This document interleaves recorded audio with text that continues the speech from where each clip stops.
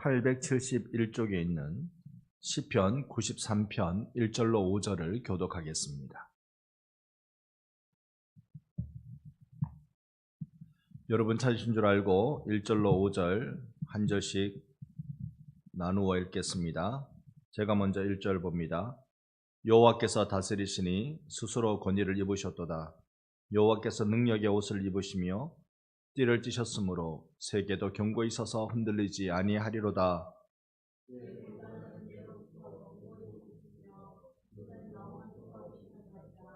여호와여, 큰 물이 소리를 높였고 큰 물이 그 소리를 높였으니 큰 물이 그 물결을 높이나이다.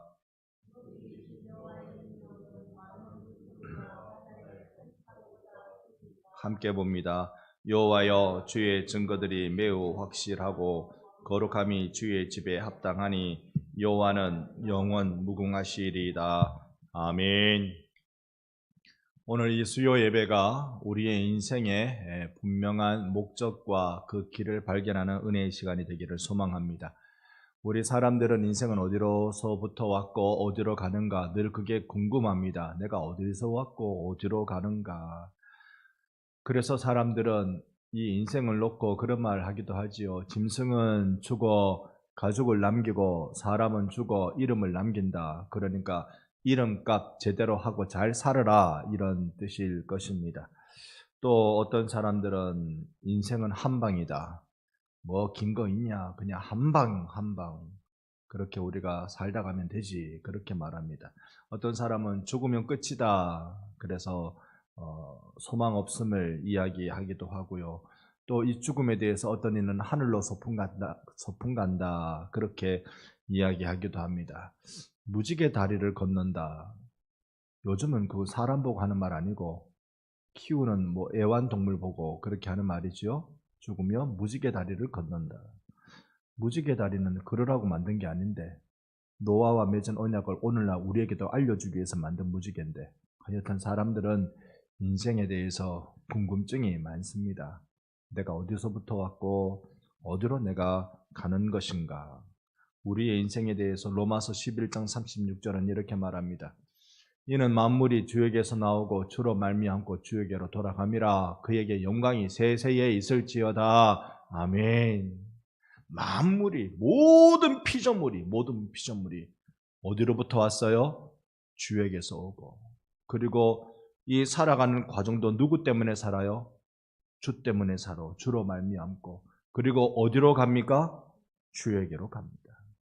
이미 성경은 우리에게 분명히 알려줍니다. 우리 인생 어디서부터 와서 어디로 가는지. 그러니까 이 말씀에 청렴하면 우리는 알게 되는 것이죠. 우리 출처가 하나님이고 우리의 과정이 하나님이고 우리의 종착역이 하나님 되십니다. 이것을 아는 자, 이것을 믿는 자는 삶에 있어서 의심이 사라지고 두려움이 사라지기 시작합니다. 내가 어디서 왔는지 의심스러웠는데 말씀을 보니까 나는 주에게서 왔다는 걸, 주께로부터 왔다는 걸 알아요. 내가 어떻게 살아야 될지 두려운데 주로 말미암아 산다는 것을 발견하기 시작하죠. 어디로 가는지에 대한 확신을 갖게 되어서, 내가 주께로 향해 간다는 이 확신을 갖게 되어서 세상을 거슬러 살아가는 신앙의 용기를 갖게 되는 것입니다. 오늘 이 자리에 계신 여러분들이 내 주 예수께서 주시는 신앙의 담대함을 여러분도 받으시기를 주의 이름으로 축원합니다. 70인역이라는 성경 번역본이 있습니다. 원래 구약 성경이 전부 다 히브리어로 되어 있죠. 히브리어로 되어 있어서 이건 유대인들만 알아요. 달리 유대인의 언어인 히브리어를 달리 공부할 이유가 없는 겁니다. 세계 유명한, 오늘날처럼 영어쯤 되면 따로 공부하겠지만 그거 아니고 그냥 작은 변방의 한 나라가 알고 있는 그 언어를 왜 따로 용어를 쓰면서 평범한 사람들이 공부하겠습니까? 그런데 유대인 입장에서는요, 이걸 이 전 세계 사람들에게 읽혀지기를 원했던 거죠. 물론 이것은 이 페르시아 제국의 요청도 있었고 그랬습니다만, 그래서 유대에서 72명을 뽑았습니다. 12지파에서 6명씩 뽑았거든요. 그러니까 72명이에요. 그런데 72인역 이러기는 좀 그래서 70인역이라고 그렇게 불렀습니다. 70명이 번역했는데 각자 다른 방으로 다 들어가서 성경을 번역했는데 번역하고 보니까 이 히브리어를 당시에 영어처럼 쓰여졌던 헬라어로 번역하고 보니까 하나도 안 틀리고 다 똑같더라. 이건 그 신화적인 일입니다. 그건 사실이 아니라고 봐요. 이거는 고대에 일어난 일이라서 그렇게 칭송하기 위해서 표현한 것으로 봅니다만은 이렇게 이 70인역으로 구약 성경이 헬라어로 처음으로 기록됩니다. 그러니까 성경의 최초 번역본이 되는 겁니다. 이렇게 번역한 성경은 오늘 93편의 시편에 표제어를 달았습니다. 원래 히브리어에는 표제어가 없어요. 그런데 이렇게 구약 성경을 헬라어로 번역한 70인역의 표제어로 달기로 이렇게 달았습니다. 안식일 전날 그 땅에 사람이 거주할 즈음에 다윗의 찬양 노래 이렇게 적었습니다. 안식일날 부른 게 아니라 우리가 지난주 수요일은 안식일에 불렀던 노래를 봤고요. 안식일에 부른 게 아니라 안식일 바로 전날에 불렀습니다. 그리고 그때가 언제냐면 그 땅에 사람이 거주할 즈음에, 그러니까 그 이전에는 그 땅에 사람이 없었단 말입니다. 근데 무슨 노래? 다윗의 찬양 노래. 그러니까 우리가 추측을 해보건데요. 여러분, 다윗의 찬양 노래가 있던 예루살렘에 그 땅에 사람 안 산 지가 언제였습니까? 바벨론 포로 때였습니다. 그저 허드렛 일 할 만한 이 무너진 땅을 그저 간수할 만한 아주 소수의 사람들만 남겨두고 바벨론이 다 포로로 끌고 가버려서 포로로 갔다가 70년 지나고 다시 돌아와서 그때에 이스라엘 사람들이 찬양을 한 노래. 언제요? 안식일 전날에. 그리고 어떤 노래? 다윗의 찬양 노래를 여기서 부르고 있었다. 70인역에는 그렇게 이 시편을 소개하고 있습니다. 그러면요, 이렇게 보는 거죠. 오늘 우리로 치면 일주일 월화수목금토 일주일을 다 마치고 주일을 앞두고 토요일 저녁에 부르는 찬송, 주일을 기대하는 찬송이죠. 주일을 기대하는 찬송을 부르고 있습니다. 그 찬송을 우리 오늘 짧은 시간이지만 간단히 한번 살펴보겠습니다. 1절입니다. 같이 한번 읽습니다. 여호와께서 다스리시니 스스로 권위를 입으셨도다. 여호와께서 능력의 옷을 입으시며 띠를 띠셨으므로 세계도 견고히 서서 흔들리지 아니하는도다. 아멘. 하나님의 권위는 세상을 다스리시면서 나오고 있다고 노래하고 있습니다. 하나님의 세상을 다스리실 때는 당신의 능력으로 다스리고 있는 것이고, 세상은 아무리 하나님의 통치를 흔들려고 해도 그럴수록 더 이 땅은 견고하게 되어진다. 아주 시작부터 이 시는 장엄하게 노래하고 있습니다. 여러분, 이 하나님의 능력으로 세상을 통치하신다. 그런데 지금 우리 세상을 보면요, 흔들리는 게 많이 있어요. 얼마나 많이 흔들리는 세상인지 우리가 뉴스를 보면 있을만 하면 대형 사고, 있을만 하면 대형 사건들이 그렇게 터져갑니다. 얼마 전에는 러시아에 그 테러가 발생해서 100여 명이 사망했다는 뉴스를 들었습니다. 이런 기초가 흔들리는 것 아닙니까? 제도가 흔들리는 것 아닙니까? 그 강력해 보이는 러시아가 이렇게 테러에 쉽게 노출되고 무너지고 말입니다. 때로는 많은 위험과 그 많은 갈등 속에서 정말 이 땅이 안전한 것일까? 기후재앙은 이제 우리가 아마 몸소 경험하고 있는 중인 줄로 압니다. 이번 봄은요, 참 가늠하기가 어렵습니다. 여러분은 어떠세요? 참 가늠하기가 어렵습니다. 죄송합니다. 제가 내복을 입었다 벗었다 몇 번 반복하는지 모릅니다, 지금. 이번 겨울은 이렇게 봄은 이렇게 가늠이 잘 안 되네요. 기후재앙. 이런 것들을 우리가 보면 불안해합니다. 그런데 성경은 뭐라고 말씀하시는고 하니, 여호와께서 다스리시니 세계도 견고히 서서 흔들리지 아니하는도다. 하나님이 오늘 우리를 다스려 주시는 줄로 믿습니다. 당시에 이 신화는요, 고대 사회의 신화는 이쪽 민족이 섬기는 신과 저쪽 민족이 섬기는 신이 싸워가지고 이겨서 이쪽 민족이 섬기는 신이 왕이 된다는 게 고대 사회의 신화입니다. 우리나라에도 단군 신화에 그 흔적이 분명히 있습니다. 여러분, 단군의 아버지 이름을 아십니까? 환웅이라고 되어 있습니다. 환웅. 환웅이 장가 가려고 짐승 2마리를 동굴에 집어넣지요. 동굴에 집어넣는데 어떤 짐승인지 여러분 혹시 기억하세요? 곰하고 호랑이하고. 그런데 누가 사람으로 짠 변해서 나옵니까? 곰이 변해서 나옵니다. 이 영진이가 우리나라 이 고대사를 잘 알고 있는 거예요. 곰이 사람으로 변해서 나옵니다. 근데 이거는 신화지요. 이 신화가 발생되게 된 이유가 있을 것 아닙니까? 그래서 어느 국문학자가 이렇게 풀었습니다. 어느 지역엔 곰을 신으로 섬기는 부족이 있고 저쪽 지역에는 호랑이를 신으로 섬기는 부족이 있다. 이게 짐승을 신으로 여기는 건 토테미즘이라고 부릅니다만 이런 양쪽의 신이 서로 다른데 이 두 민족이 붙었어요. 누가 이겼겠습니까? 곰을 섬기는 부족이 이긴 거예요. 그래서 호랑이는 사람이 못 되고 곰이 사람이 되었다라는 거죠. 잘 안 믿기죠. 근데 고대 사회를 설명할 때는 이렇게밖에 설명이 안 되는 것 같아요. 이런 흔적이 우리나라에도 많이 언어에도 남아있다는 걸 예전에 한번 말씀드렸습니다.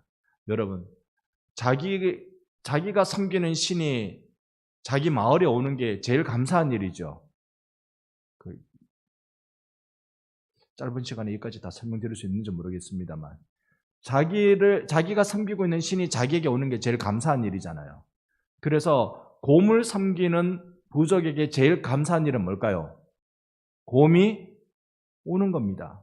그래서 곰이 왔습니다. 곰 왔습니다. 그게 우리말로 고맙습니다. 이게 언어학자의 분석입니다. 저의 분석이 아니고. 그만큼 우리 민족에게도 이런 신화적 요소가 많이 배어있단 말입니다. 오늘 우리가 1절만 봐도요. 여호와께서 다스리시니 여호와의 왕이신 여호와께서 다스리시니 세계가 견고하게 된다. 고대 사회에 이 신과 저 신이 싸워서 이겨서 이긴 신을 칭송하는 게 고대 사회의 방식인데 하나님의 방식, 성경의 방식은 그게 아니라는 거예요. 하나님이 온 세상을 통치하시고 온 세상을 창조하셨기 때문에 하나님이 왕이시라는 거예요. 어디 하나님하고 견주려고 하나님하고 싸우려고 택도 없는 하나님은 온 우주의 왕이시기 때문에 그래서 왕이신 거라고 1절이 선언합니다. 2절 봅시다. 주의 보좌는 예로부터 견고히 있었으며 옛날부터 그렇게 돼 있었다고요. 지금의 어쩌고 저쩌고 이렇게 싸워가지고 이긴 그런 이스라엘 민족이 아니라 그런 민족이 아니라 그래서 이 나라가 하나님이 만드신 이 나라가 위태롭게 보일 때도 있습니다. 3절 4절인데 교독합니다. 여호와여 큰 물이 소리를 높였고 큰 물이 소리를 높였으니 큰 물이 그 물결이 높이나이다.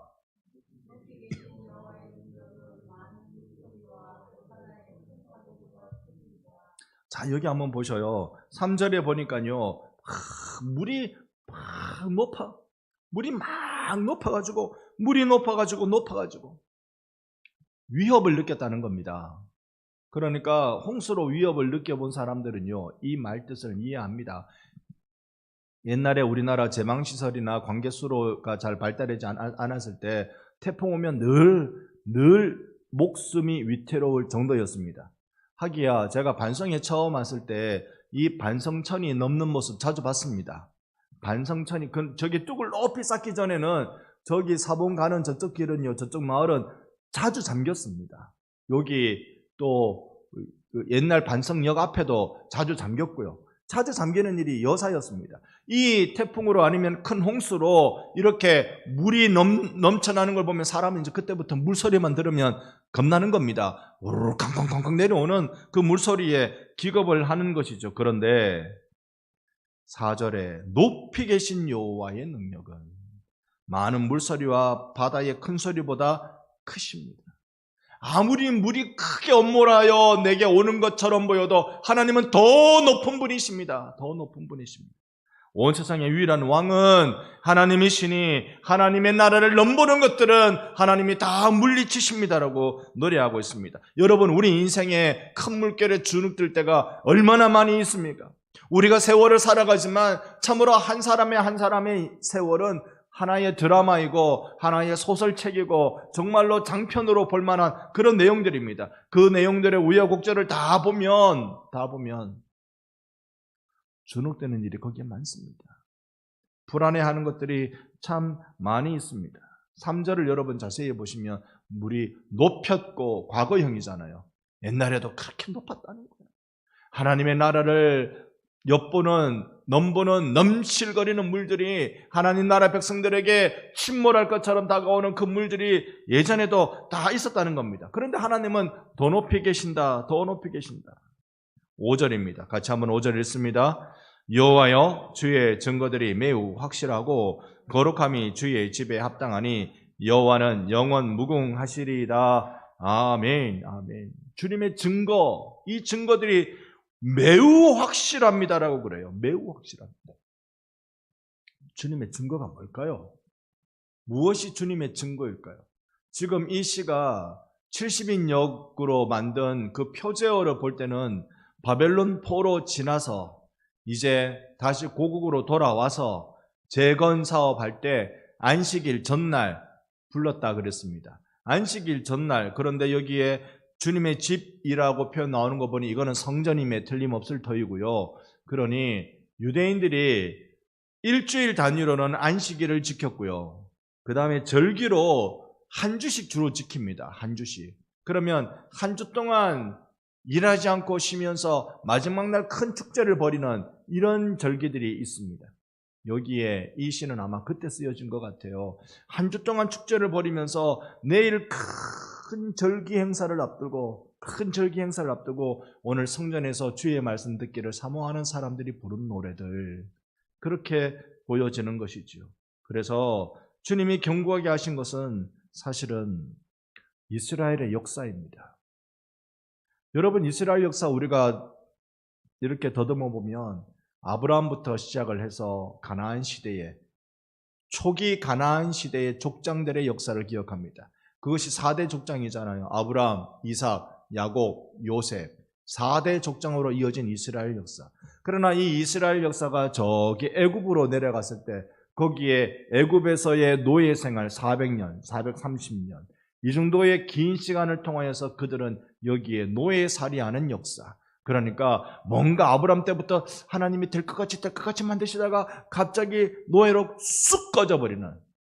그러다가 가나안에 들어와서도 얼마나 우여곡절을 겪습니까? 여기 시내산 반도, 시나이 반도를, 이 사막을 40년 동안이나 방황하고 들어온 가나안 땅에서 그들은 처음 바로 맞이하는 게 그게 바로 사사기 시대입니다. 혼돈의 시대입니다. 그러다가 이제 겨우 왕정 시대, 그 중에 큰 왕인 다윗 왕을 만나면서 이스라엘의 역사가 이제 빛나는 것 같아요. 그런데 나라가 두 쪽 나고 그리고 북왕국 이스라엘이라는 나라가 하나님 배반하다가 아수르에 멸망당하고, 남왕국 유다라는 나라가 그만큼 하나님이 경고했음에도 불구하고 그들이 또한 바벨론에 의해서 포로로 붙들려가고, 지금 그러고 이제 돌아온 때란 말입니다. 그러고 이제 돌아온 때.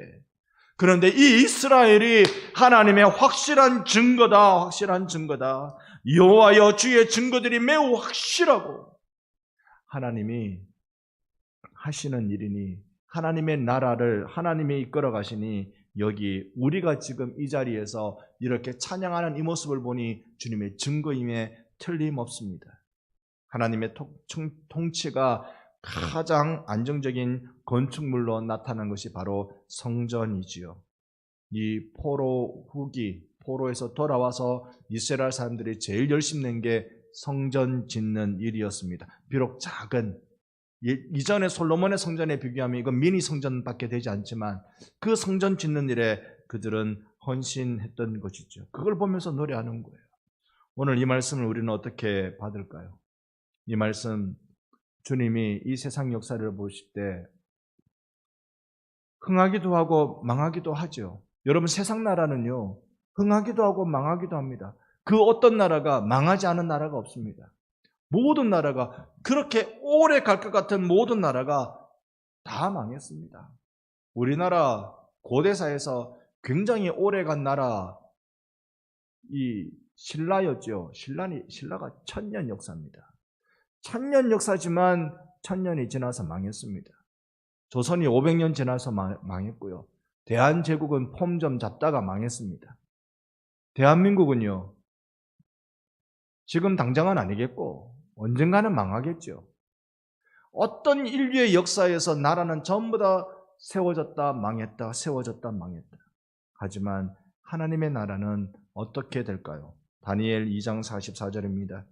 이 여러 왕들의 시대에 하늘의 하나님이 한 나라를 세우시리니 이것은 영원히 망하지도 아니할 것이요, 그 국권이 다른 백성에게로 돌아가지도 아니할 것이요, 도리어 모든 나라를 쳐서 멸망시키고 영원히 설 것이라. 아멘. 하나님이 세우시는 나라는 망하지 않고 국권이 다른 데로 돌아가지 않고 모든 나라를 쳐서 영원히 설 것이라고 노래하고 있습니다. 세상 나라는 일어섰다 쓰러졌다를 반복하지만 하나님의 나라는 영원합니다. 이 세상 나라는 그러면 일어섰다 쓰러졌다 흥했다 망했다 하는 이 세상 나라는 궁극적으로 어떻게 될까요? 요한계시록에서는 우리에게 이렇게 알려줍니다. 같이 한번 요한계시록 11장 15절 말씀 함께 봅니다. 일곱째 천사가 나팔을 불매 하늘에 큰 용가서 이르되 세상 나라가 우리 주와 그의 그리스도의 나라가 되어 그가 세세토록 왕노릇 하시리로다니. 아멘. 세상의 모든 나라가 우리 주와 그의 그리스도의 나라가 된다라고 하셨습니다. 여러분, 기어이 하나님은 하나님의 나라를 완성시켜 주실 것입니다.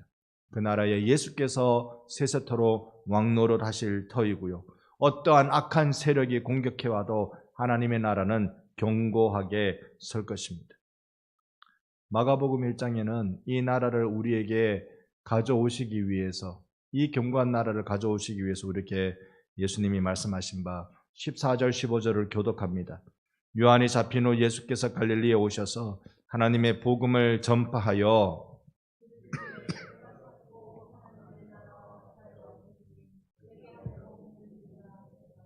아멘, 아멘. 우리는 회개하여 복음을 믿은 사람들입니다. 그러니 우리는 이 나라의 백성이 되었습니다. 지금 세상이 이 나라를 공격하고 있는 것처럼 보이지만 흉흉한 물살보다 더 높이 계신 주께서 주의 권능으로 우리를 보호하실 줄로 믿습니다. 그 세대, 이 시대 가운데 우리가 여러 가지의 것들로 고민하며 갈등하며 또한 두려워하는 시절이 우리 가운데 없지 않을 수 없습니다만, 그러나 기어이 하나님이 승리하십니다. 그러니 우리가 이 세상을 살아갈 때 주께로부터 나와서 주로 말미암고 주에게로 돌아간다는 말씀대로 이 주로 말미암는 삶을 이제 살아야 돼요. 우리가 어디로 왔는지 알았고 어디로 갈지 알았으니 여기 이 부분이 이제 중요한 거잖아요. 온 걸 하나님이 해주셨고 갈 곳을 하나님이 정해주었으니 여기에 이제 우리 주로 말미암아 예수 때문에 사는 우리가 되기를 소망합니다. 예수 때문에 살아가는 인생, 이 나라를 자세히 우리에게 알려주는 게 로마서 말씀입니다. 로마서 14장에 있는, 제가 17절 여러분 18절 보실 때 하나님의 나라는 먹는 것과 마시는 것이 아니요 오직 성령 안에 있는 의와 평강과 희락이라.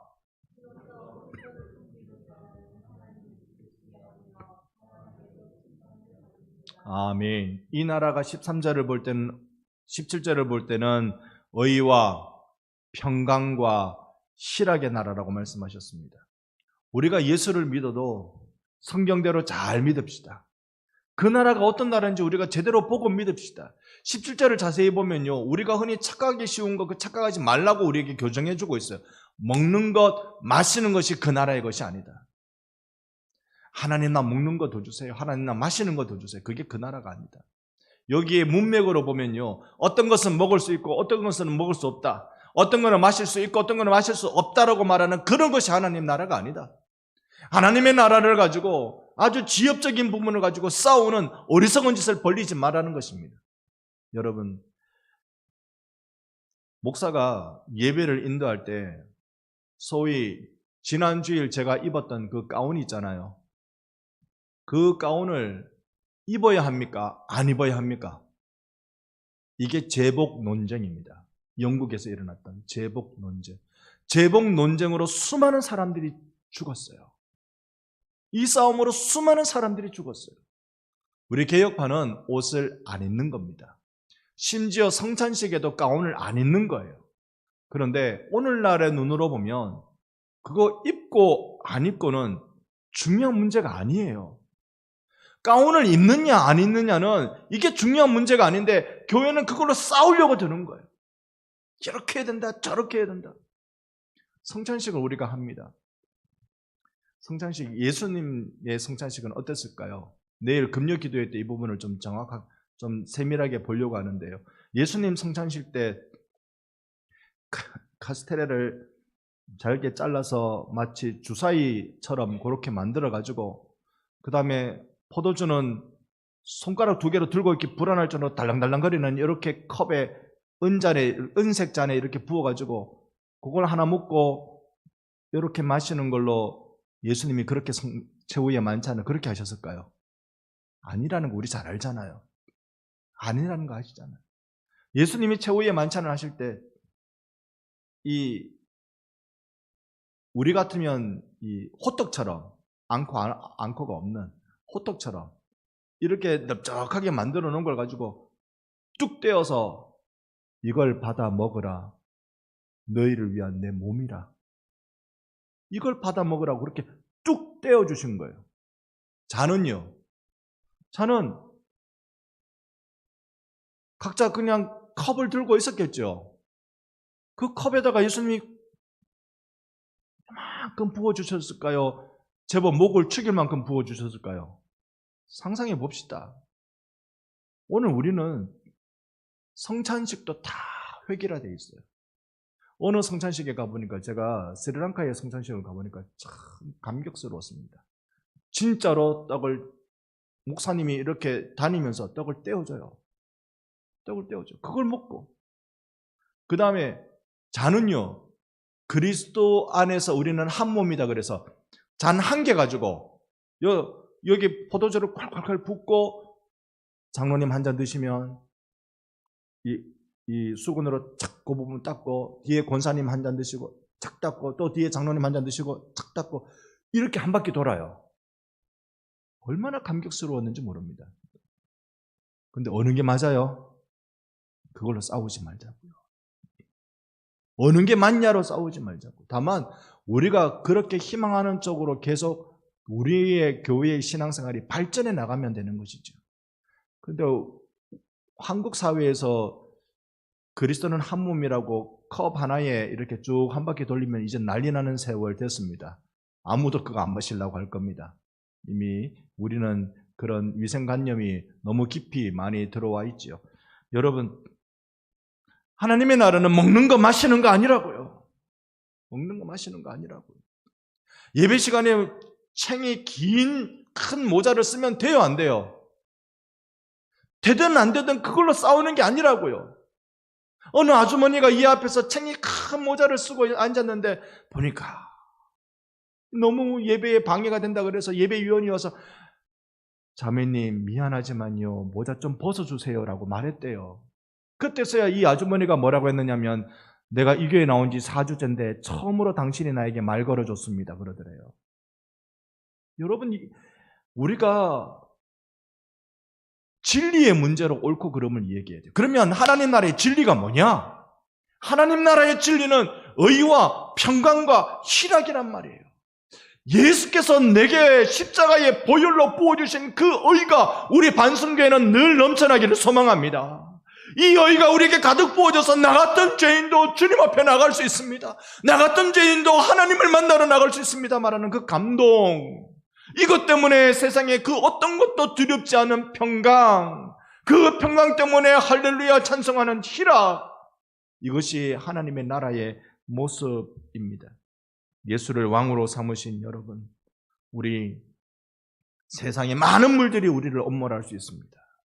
그리고 지금 우리가 만든 성전은 이거밖에 안 되냐라고 나이 많이 드신 분, 옛날 성전 기억하시는 분들은 그거 보고 울고불고 난리 났습니다. 그러나 하나님이 우리를 통치하신다. 우리의 왕이시다. 내가 이 하나님의 나라에 이 안에서 의와 평강과 희락을 누리는 사람이 되겠다.